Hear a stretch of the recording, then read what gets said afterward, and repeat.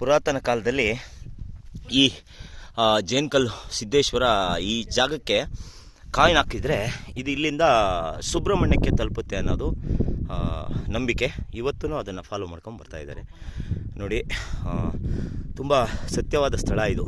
ಅದಕ್ಕೆ ಅಷ್ಟೊಂದು ಕಷ್ಟಪಟ್ಟು 8 ಹಳ್ಳಿಯಿಂದ ಬೇರೆ ಬೇರೆ ಊರುಗಳಿಂದೆಲ್ಲ ಬಂದು ಇದನ್ನು ಹತ್ತಿ ಇಲ್ಲಿ ಪೂಜೆ ಮುಗಿಸ್ಕೊಂಡು ಅಲ್ಲಿ ಅವರ ಸ್ವಾಮಿಗಳ ಪಾದ ಇದೆ ಅಲ್ಲಿ.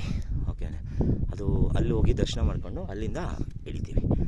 ಹಾಗೆ ಬೆಳೆದಂಥ ದವಸ ಧಾನ್ಯಗಳೆಲ್ಲ ಇಲ್ಲಿ ತಂದು ಹಾಕಿ ಪೂಜೆ ಮಾಡ್ತಾರೆ.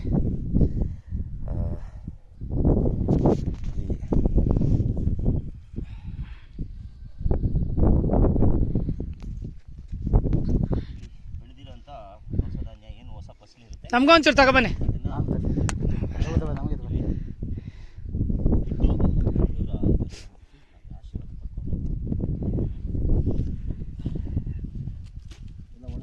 ಎಲ್ಲ ಒಳ್ಳೆಯದಾಗಲಿ. ಜೈ ಆಂಜನೇಯ, ಜೈ ಶ್ರೀರಾಮ್.